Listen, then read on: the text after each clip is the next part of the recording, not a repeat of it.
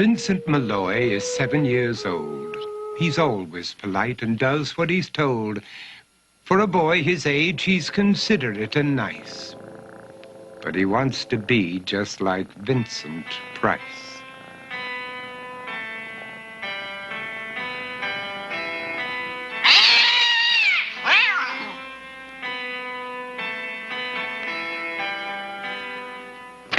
He doesn't mind living with his sister, dog, and cats, though he'd rather share a home with spiders and bats.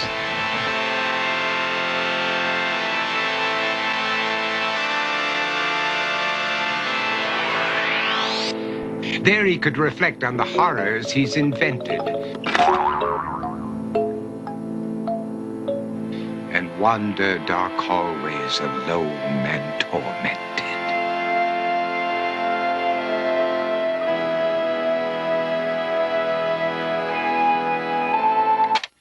Vincent is nice when his aunt comes to see him, but imagines dipping her in wax for his wax museum.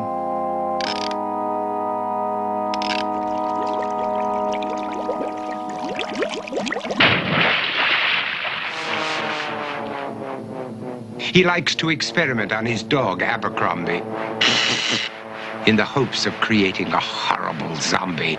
So he and his horrible zombie dog could go searching for victims in the London fog. His thoughts, though, aren't only of ghoulish crime. He likes to paint and read to pass some of the time. While other kids read books like Go, Jane, Go, Vincent's favorite author is Edgar Allan Poe. One night, while reading a gruesome tale, he read a passage that made him turn pale. Such horrible news he could not survive, for his beautiful wife had been buried alive. He dug out her grave to make sure she was dead, unaware that her grave was his mother's flower bed. His mother sent Vincent off to his room. He knew he'd been banished to the Tower of Doom, where he was sentenced to spend the rest of his life alone with the portrait of his beautiful wife. While alone and insane, encased in his tomb, Vincent's mother burst suddenly into the room. She said, "If you want to, you can go out and play. It's sunny outside and a beautiful day."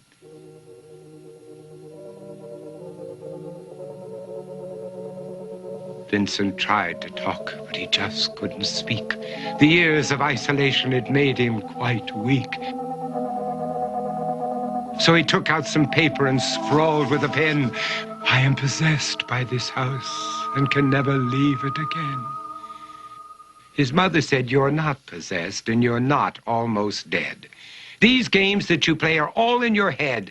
You're not Vincent Price, you're Vincent Malloy. You're not tormented or insane, you're just a young boy. You're 7 years old and you are my son. I want you to get outside and have some real fun." Her anger now spent, she walked out through the hall. And while Vincent backed slowly against the wall, the room started to sway, to shiver and creak. His horrid insanity had reached its peak. He saw Abercrombie, his zombie slave, and heard his wife call from beyond the grave. She spoke from her coffin and made ghoulish demands, while through cracking walls reached skeleton hands. Every horror in his life that had crept through his dreams swept his mad laughter to terrified screams. To escape the madness, he reached for the door, but fell limp and lifeless down on the floor. His voice was soft and very slow as he quoted The Raven from Edgar Allan Poe. "And my soul from out that shadow that lies floating on the floor shall be lifted nevermore."